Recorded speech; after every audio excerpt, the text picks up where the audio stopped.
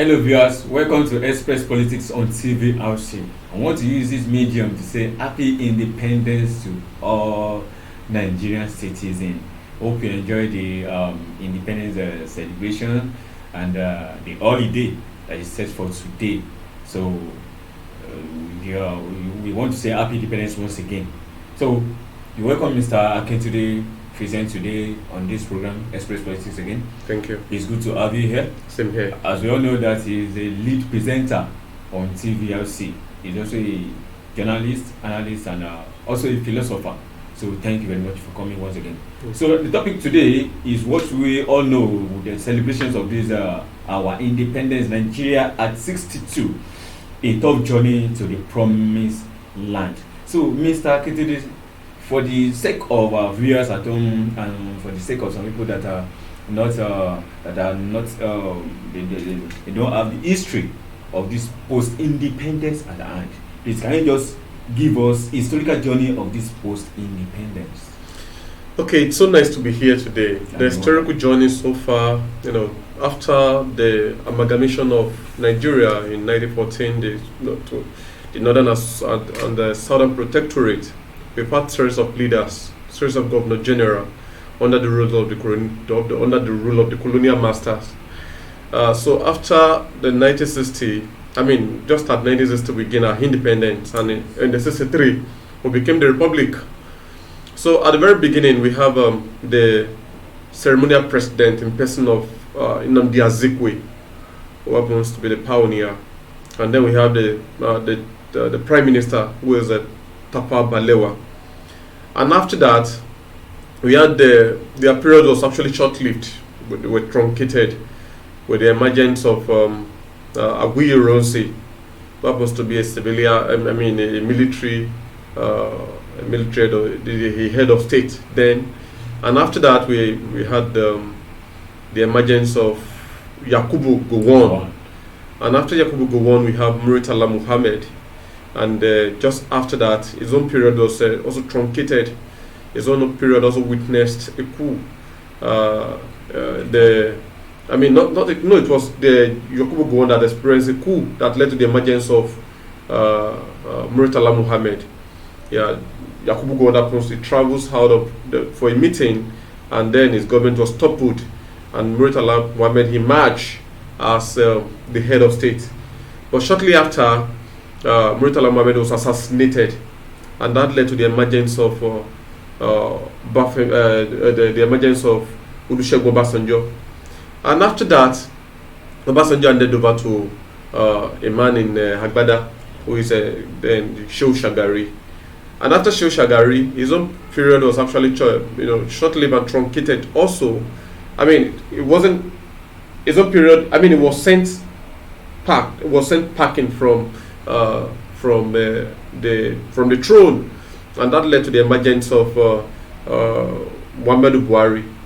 And after Muhammadu Buhari, his own period too, also he had a kind of a short-lived. It was a period that was conjoined with then Tunde Diagbon, Muhammadu Buhari and Tunde Diagbon regime. And after that, Ibrahim Babangida emerged as a military president. And just after that, in the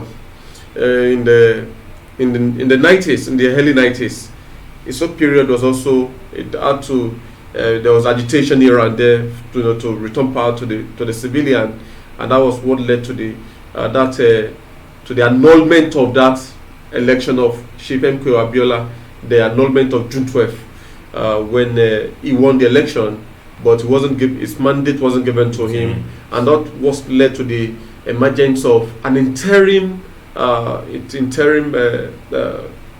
president, the person of Chief Ernest Shonekan. And after that, then Sani Abacha took over. And after Sani Abacha took over, then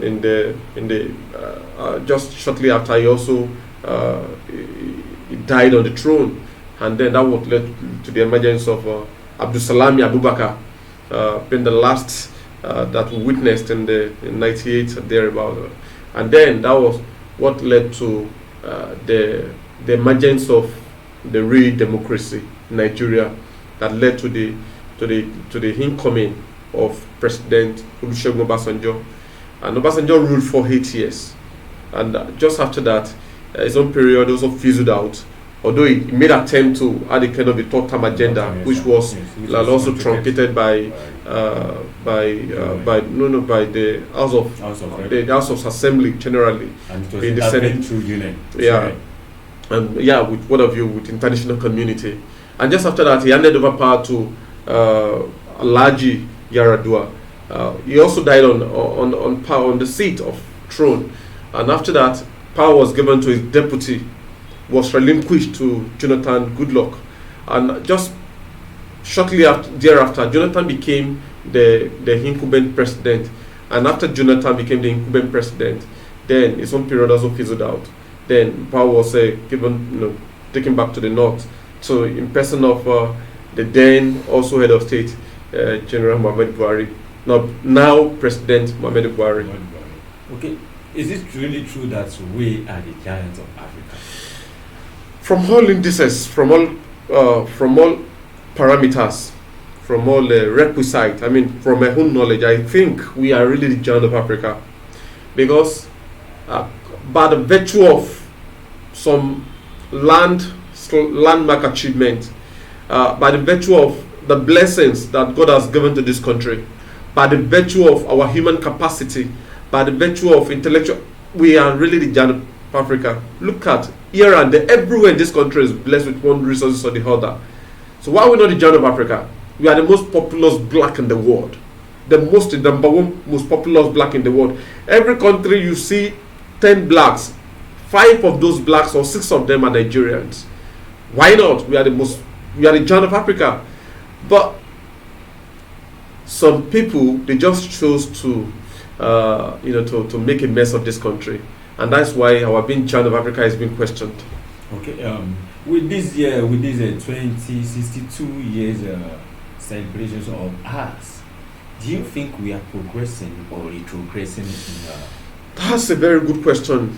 In my opinion, I think I wouldn't want to say we are making an exponential progress. Of course, we are moving, but there's a difference between movement differs. While some are flying, some are moving, some are walking, some are running, and some are also crawling, some are swimming.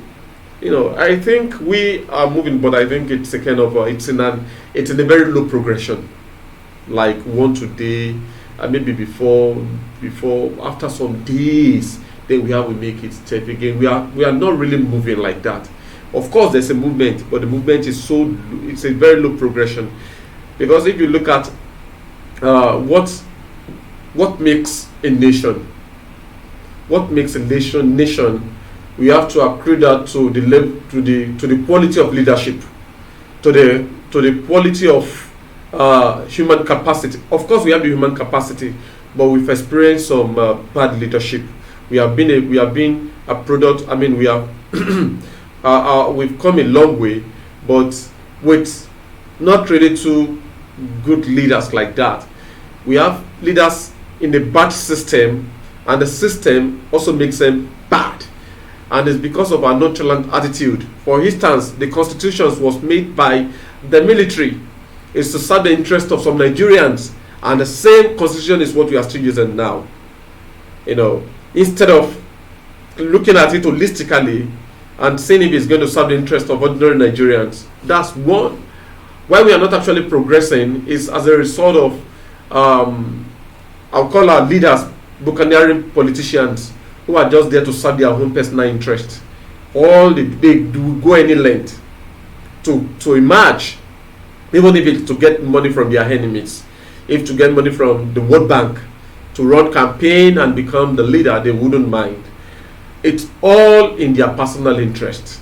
We've hardly have sorry, I beg your pardon, like leaders who are willing to put themselves on the line, to sacrifice themselves to make this country great and better. So this has been the issue. This has been the trajectory.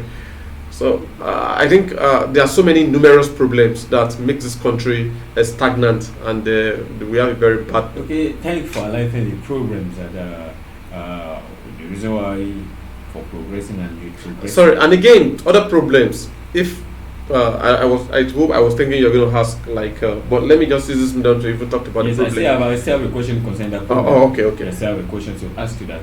Now, concerning the leaders of this country, because whatsoever position we meet ourselves right now, that should be as a result of the product of the leaders that we, as a product of the leaders that we elect by ourselves into place of power, right? So now, the citizen has already chosen some people to be the leaders of this country, to lead, as in to be the number one, to be at the forefront, to be like an ambassador for us, to manage our resources for us. But now, the reverse is now the case right now. Now, what do you think are the problems of our leaders?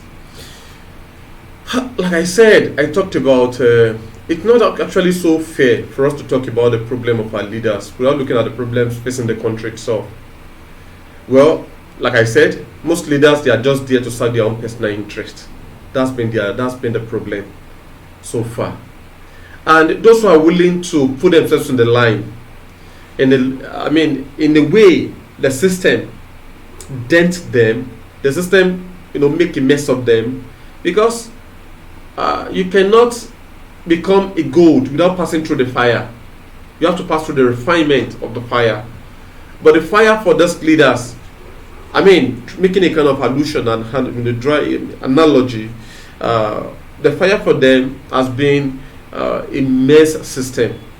Like I said, the corruption, the constitution, we always make a mess. When we are supposed to call a thief a thief, and some will tell you that it's not a thief in a sense, but there's actually misappropriate funds.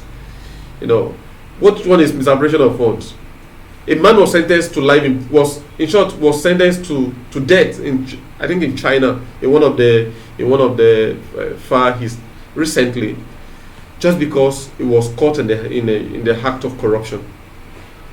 We're told to have after checking him and how that he was caught in the act of corruption, and then was told to die. But is it the case in this Nigeria? Even those who are corrupt in this country, and later, they are so many found their way to the Senate, and they are celebrated in their hometown. They are given the Ashwebi for them, Ashwebi, and even given they were given the what's it called, national honor, national award. So that's on the side of leadership.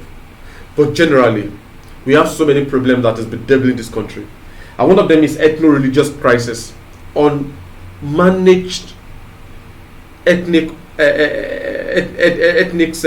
division, and so many religion. Now we are still talking about Muslim ticket. Don't forget the recent one that's become the order of the day virtually on our dailies. Muslim ticket.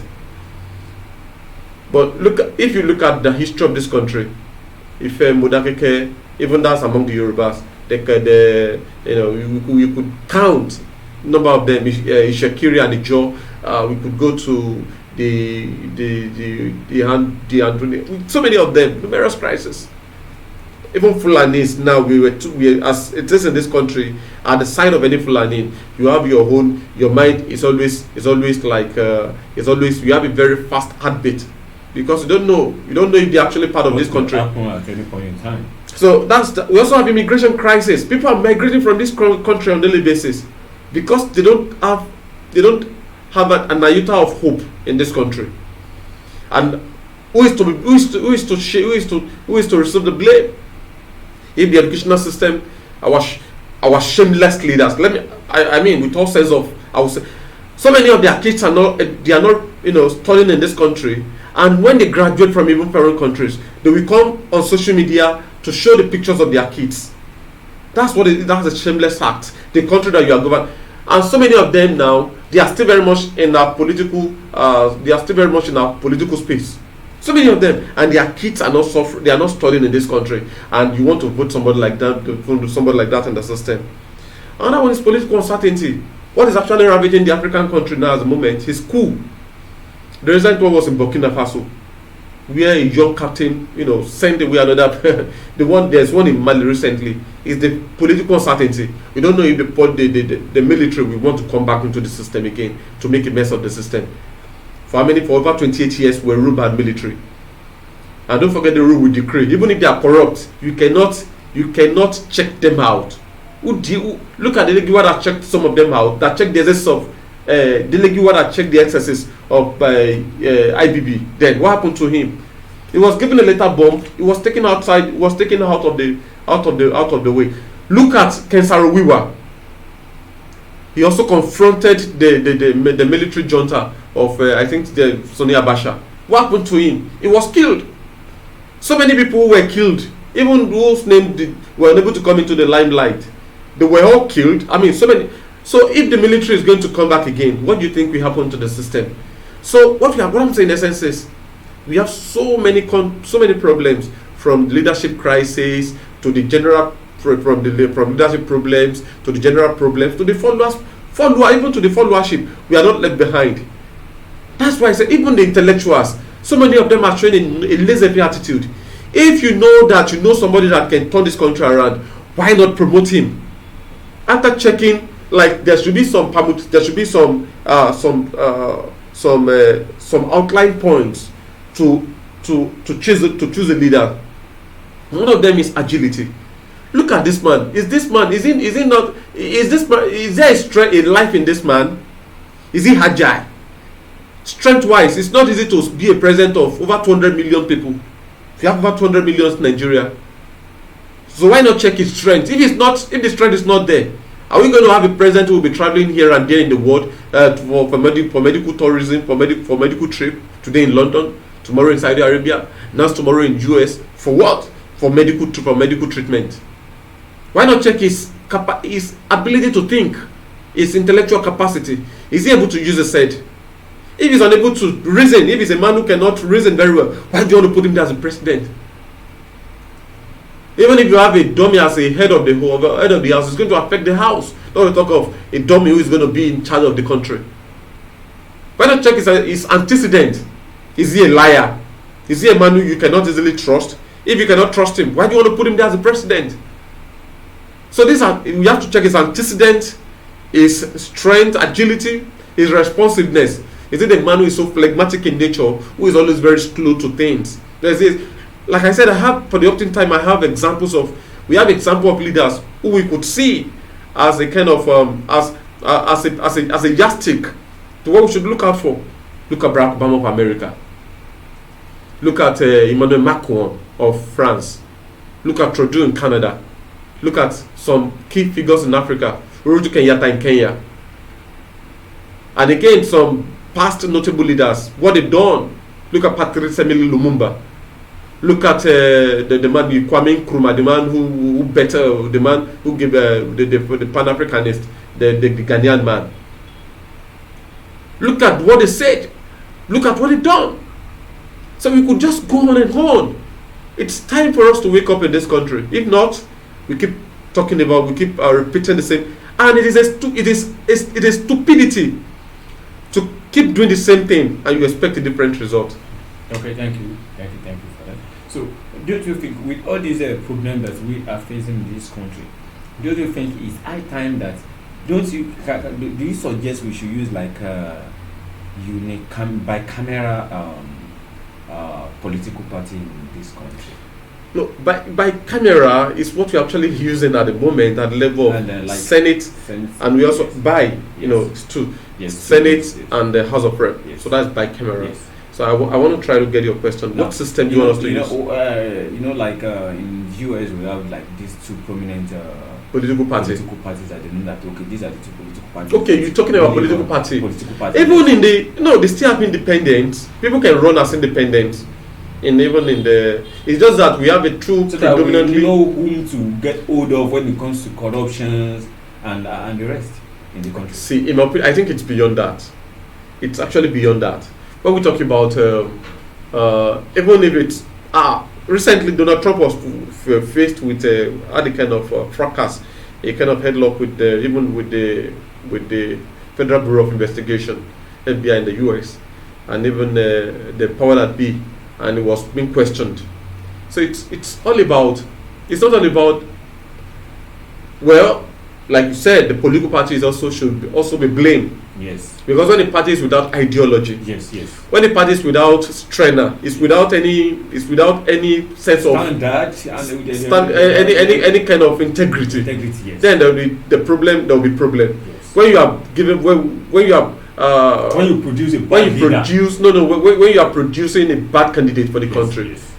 and if people believe in that political party, or if the political party has a whole lot of money, yes. and you're able to make the man emerge, then you've just killed the country. Yes. So it's beyond that. So I think no want to really. Okay. All right. So with all these problems of our leaders, we being the giant of Africa, are we progressing or retrogressing? The problem of our leader and the history of this post-independence. What do you think is the way out of all this thing that we find ourselves right now? One of the way out, in my opinion, is that we need to go back to the regional system of government, take it or leave it. We must weaken the central. And this must require a political will from the leaders. They just have to admit. We have to go back to the region. Why Awolowo was in charge of the western region, you could see what he has done. Tell me the building that has been built after that cocoa house in the western part of this country. None. Look at the level of competition. Look at the eastern bloc, what they've done during the region. There was a very stiff competition. They were competing big time with themselves. We have to go back we have to weak everything. See, there are some places that the president will not even, after his reign as the president in this country, he cannot even tell you this what they are doing in that place. It doesn't see not to talk of ordinary Senate and House of Rep, who you think they are representing their people. They are representing the people at the National House of Assembly. Some of them are all there in Abuja, flexing around, and not even. How many bills are most of them passing? I mean, how many?